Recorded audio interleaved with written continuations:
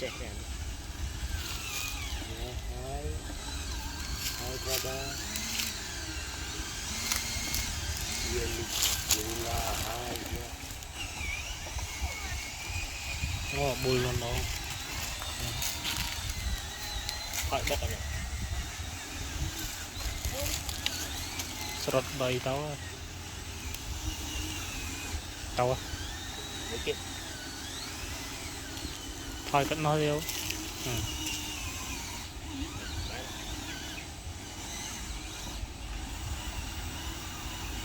trên mà thôi trên mà ở bên trong lan định bàn ăn mà mày vào đây Alan muối ăn mà tà nó trang với chất tia mày vào đây Lan cái lan cái lố rồi lan lố lợn trăng tranh buôn chuông này nè riêng là từ từ cọ đây cái lắp này tôi mới có nhà tao rồi ai biết đang cái dạng xạ si về nhờ chốt đất chốt tan hãy thong mến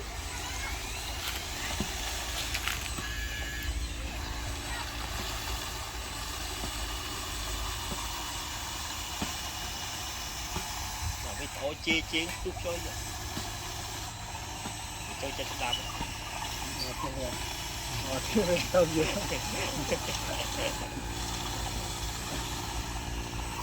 wow so cool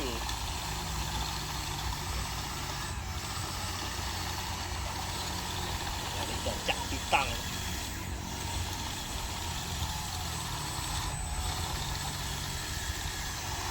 một cái nữa tao ơi ok à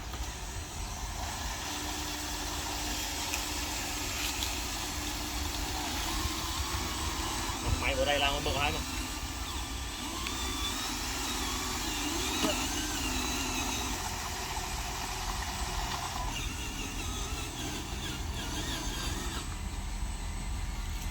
dạ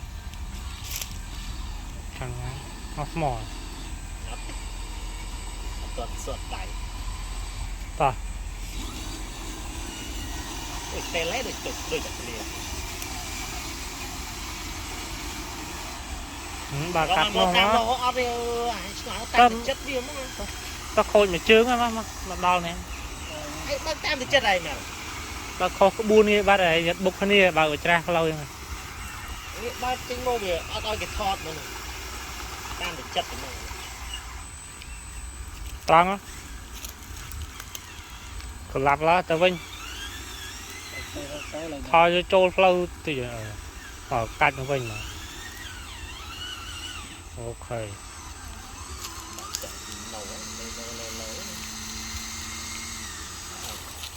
đấy là bà cầm cà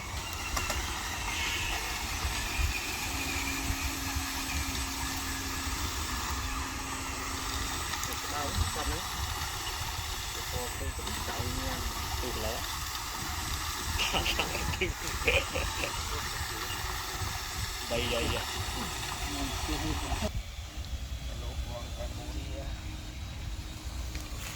driver from mình đi lan from Cambodia thì driver from mình đi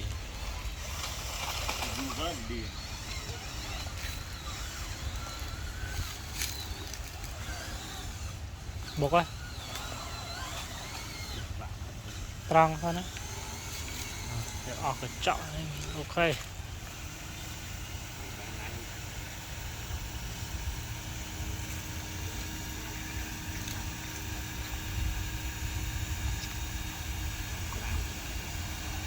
thì vô bàn áo vô đặt này lấy chụp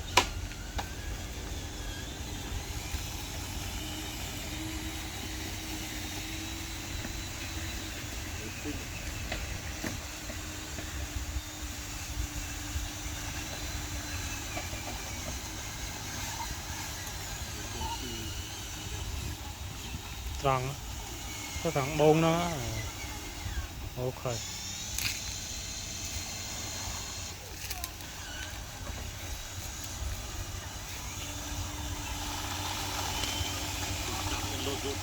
bài này bài tì đi ở đây là được bài này เลี้ยงบาย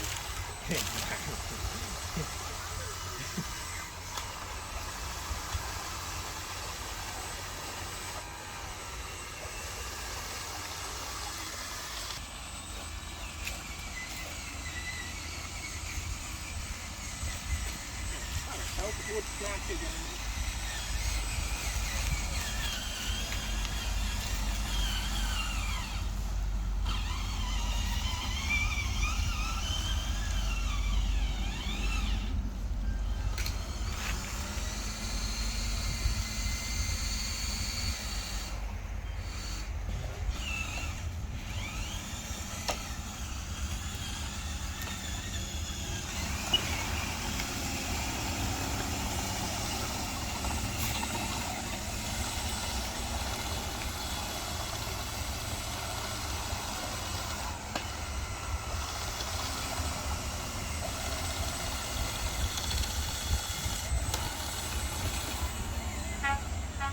bạn ấy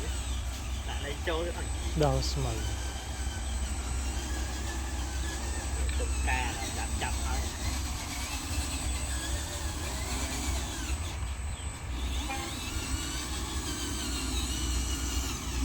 อ่ะ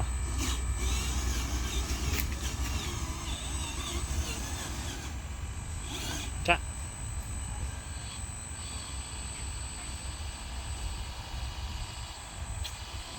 ต่อ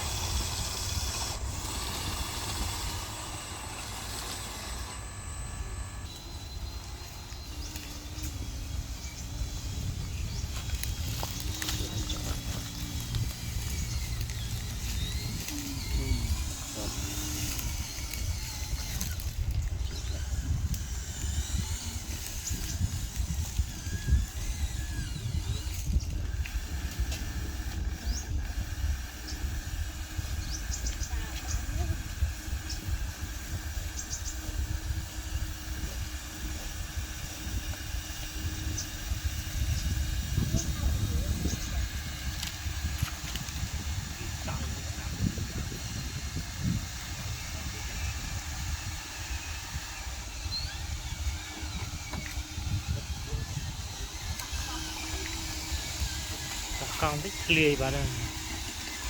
tu con tiền mà đừng có bạc lằng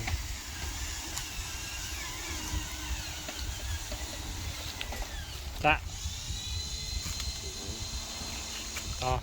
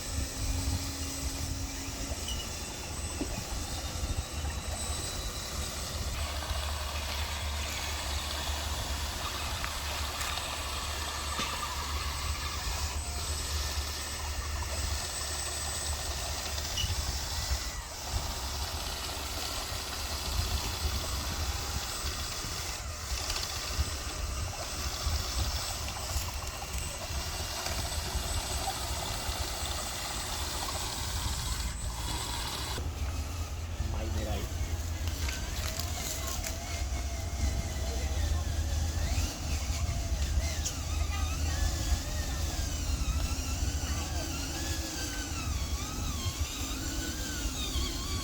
ba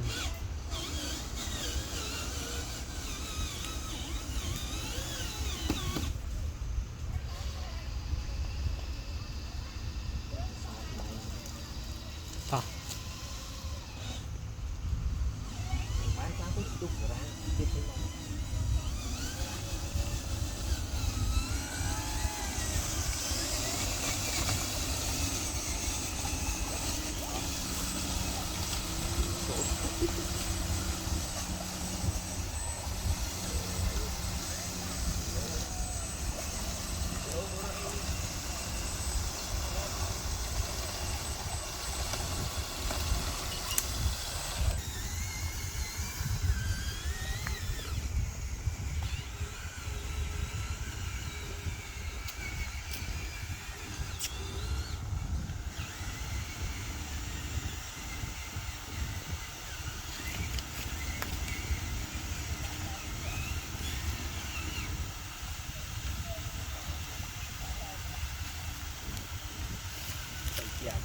tôi tìm bằng đọc nữa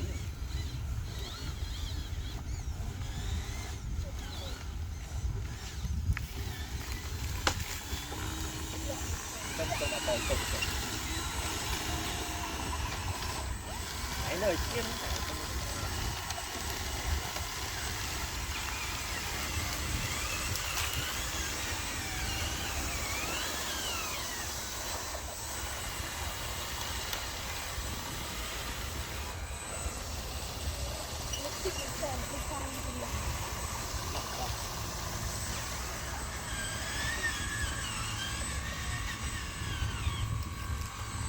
anh kia đó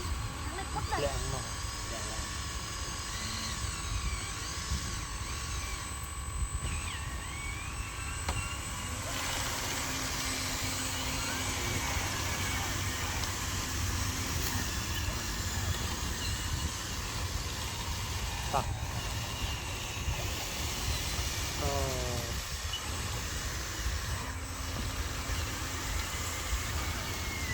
Dạ.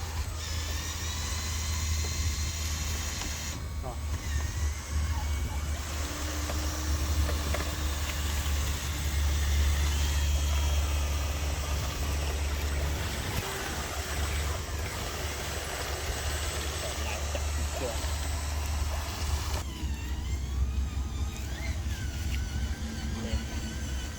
smart bó bàn smart bằng tầm bốc rồi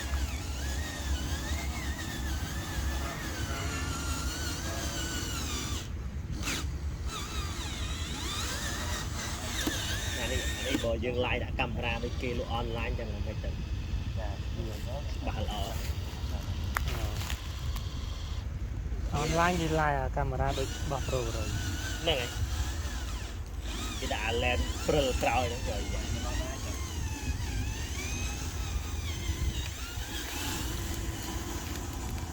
tôi mình được trọn được tươi sạch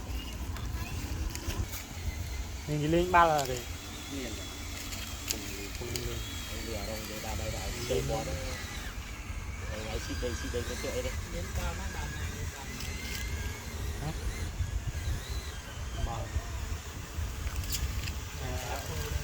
phu lang vô lơ đó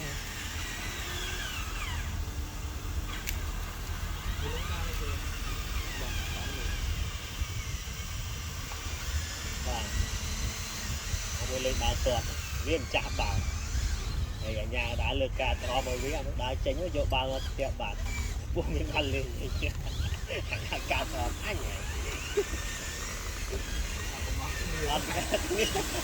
cho viên chạm bảo ở cả là nâng dưới chân không lên này nhà đã lối ở cả thòm nhà đá cực ra để rồi cho mưa bên loạt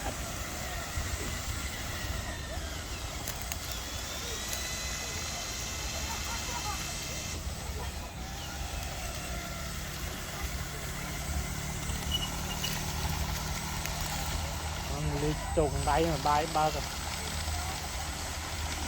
bạn có dùng một cái chạm tôi dành gì được không rất là bắt chắc hết à nó sẽ đặt bài chúng ta một câu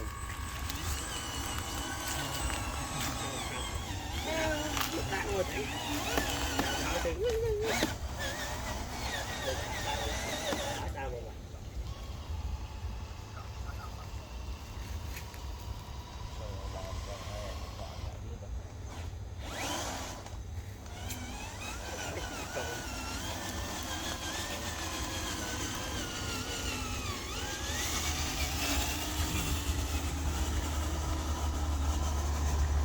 mặt bằng tầm bút lên sai mấy cái kìa lên mấy smart bằng tầm bút nào không cái này là quick update này hơn đây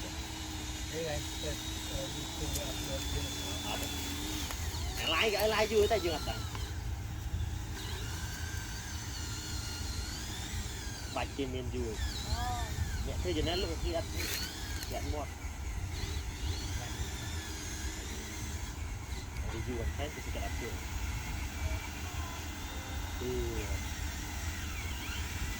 đang áp lực mà thôi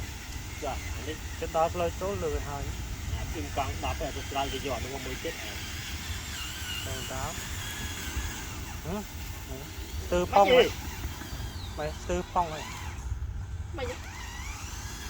học chim hả còn không phát à không có chơi thì cái Không ai mua thì phải.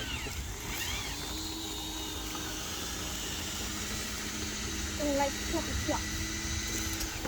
lại tao đi tao một ngát Làm trường trường em mới mà nán em làm nước giờ mua một cái ngát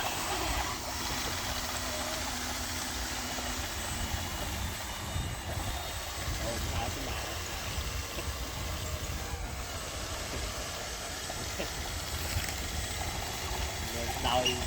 đau là cua cua vậy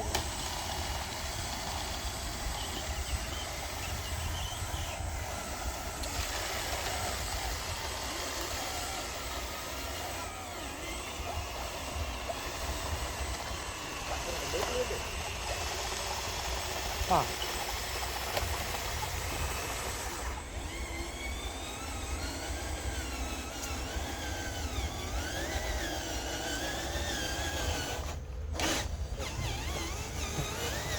nên trên được con bò của bà mày cô chẳng chìm cho món cho mấy chưa ngon lại rồi con ấy cho đào mau thì ba được con hào một phải lấy cả cho một con mồi vì tự nhiên kim muốn tích làm tất còn người trạc bò của bà luôn này bà là cu bò tiết đâu mặc cu cái kia nó rau mát chặt vay từ bò bò con kia rồi để tôi chặt lại chứ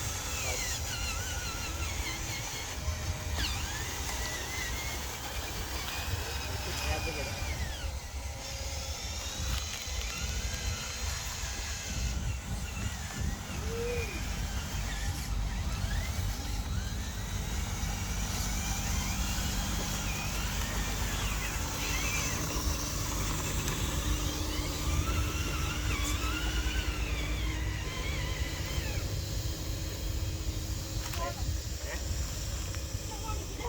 vua đố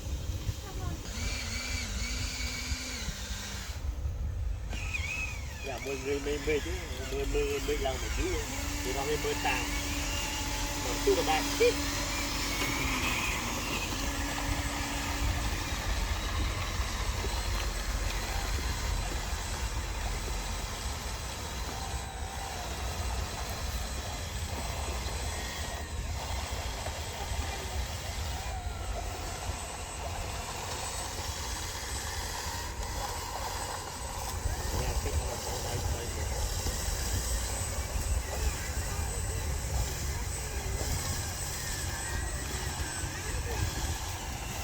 cho bây giờ con kia miên lấy bốc rồi